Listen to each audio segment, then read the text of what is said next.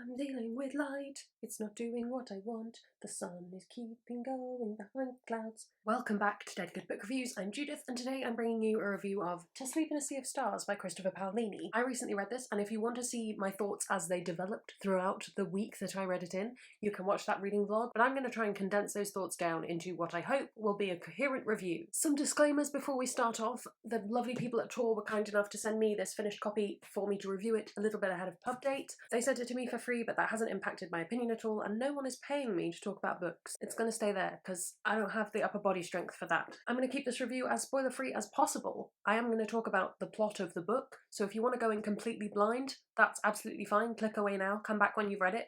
But there's quite a lot of ground to cover, so I don't think I'm going to spoil the plot for anyone. To Sleep in a Sea of Stars came out in mid-September. Not sure when this video is going up, but it came out in mid-September. It's new from Tor. It's Christopher Paolini's first foray into adult fiction and science fiction. Sidebar, when I was doing the research for this review, it was being marketed as his first adult fiction, and I had never considered that Eragon was YA before.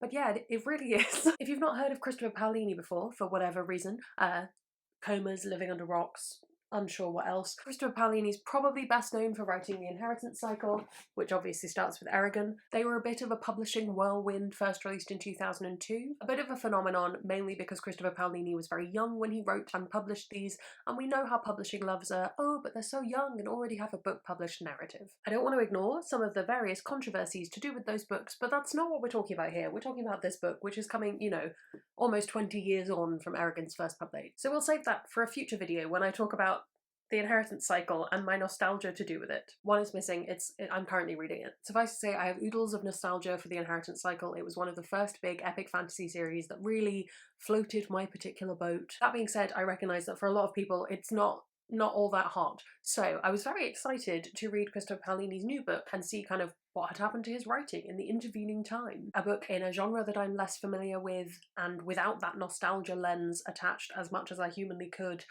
How would it go? As I say, To Sleep in a Sea of Stars is science fiction. It follows xenobiologist Kira, who, when investigating alien ruins on a seemingly abandoned planet, disturbs some alien dust which then covers her like a skin suit. At the same time, humanity, who up until this point had been pretty much wandering the stars alone, is thrust into first contact, but not the kind of nice, peaceful first contact they would want.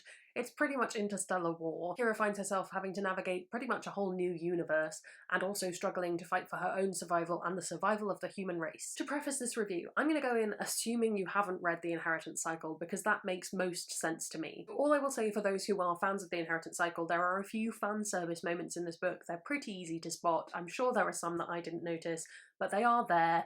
Enough said. Normally I do my reviews in a set of kind of pros and then cons, but my thoughts for this book didn't really fit into that kind of nicely split out list, so instead we're just gonna forge ahead with various thoughts that I had. While this book is science fiction, I don't think that's up for debate. Actually, if I were shelving it in a giant bookshop that had every single genre ever, I would be much more likely to shelve it with superhero stories than the kind of more familiar space warfare stories we might think of. Kira has powers. She gains those powers. She learns to control those powers. She processes the difficulty in her new life with powers. There's a big evil. She fights that evil with powers.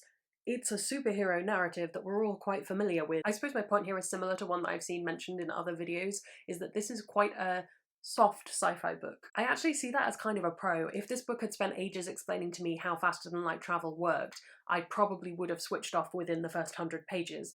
And it probably would have been another 400 pages long. Science nerds fear not, Christopher Paolini does explain how faster than light travel works in an addendum of the book, but you can skip that if you're less inclined to read it. Which I did. I suppose what interests me is that despite the fact that there's quite a large cast of characters, this is very much Kira's story. In a time where more popular science fiction is trending towards these more ensemble pieces and stories that feature huge numbers of characters, each with their own stories within a tighter narrative, it's interesting to have a story about one individual who's super powerful doing their own thing. That might be a breath of fresh air, that might be harkening back to older tropes, who am I to say? But I thought it was interesting to have such a long book for one character's journey. Because this book is long, it clocks in at 825 pages without the addendum. And yes, there is a lot of space on the page. pun not intended, the chapters are split up into a lot of different sections, so there's quite a lot of white space. But I think what drags this book out and makes it feel long is this attention to detail. I don't mind a book with a lot of detail. I'm here for a book that features a lot of world building where you can tell someone's done a lot of research, but in this case, it's sort of excruciating levels of detail. Some things just slow down a story and aren't essential. For instance, the first time I hear that when Kira is sleeping, her contact lenses get absorbed and she can no longer access kind of the heads-up display, that's interesting the first time. I don't need to hear about it every single time she goes to sleep. And to keep telling the reader that feels like you're really trying to escape a plot hole. Equally, I kind of don't need the level of detail you gave me about what it would be like to do it with someone wearing an alien skin suit. Maybe that's just my personal preference. I didn't love that segment. Essentially, there are some aspects of this story that I feel could have been taken as read. It felt at times like this book was written anticipating criticism, and some of that might come from Paolini's admission in the afterword that he had to do a lot of research to get this book right. He's not a scientist. And I think the sci-fi reading community can be among some of the most gatekeepy, demanding community. But my overwhelming impression was that cutting some of that kind of extraneous detail would have really allowed the plot moments of this book to shine. And there are some really great moments. Obviously it comes down to personal preference, but for me some of my favourite moments were the kind of in-betweeny stages where Kira's learning about her powers, she's testing things out and trying things. Those were some of the best moments of this book. I also thought that the interactions with other crew members were really great, and while depictions of big space battles aren't my thing, they were there, so if that's your kind of jam, then it's in the book for you. I would say that part one of the book was really well done, which I know a lot of people have read because it was a sampler, and then it dips in the middle. There's quite a lot of filler, and then personally I thought the denouement of the story was really strong. Writing female main characters. So let's talk about Kira, our main character, who most of the book happens to her. I'm always a wee bit wary of female characters being written by men. We have been burned before. For the most part, I thought Kira was written really well. She never boobs boobily along the spaceship or anything. I thought it was interesting to set her up as a xenobiologist and then never really do anything with that after part one of the story. It feels as though she jumps into, well, now I'm at war mode very quickly, and that kind of analytical scientific brain, we don't see much of that from her. I might have appreciated seeing more of her be a scientist than a fighter. There were a few eye-roll moments that I think just is a sort of inexperience of writing good female characters. I can't get into the one that really bothered me because it's a huge spoiler. Bringing back a mention of a character from an earlier portion of the book at a dramatic moment in a way that makes that male character seem more important than I feel he probably would have been, I think that will suffice as a non-spoilery explanation for why it annoyed me. So yeah, I'm probably about 50-50 positive and negative on Kira as a main character, maybe 60-40, but given that I don't think I've ever read a book written by a man with a female main character where I've been like, yes, 100% solid, I think that's still a reasonable ratio. I think you'll have to decide for yourself. Does this book have LGBT plus representation? Yeah, kind of a bit.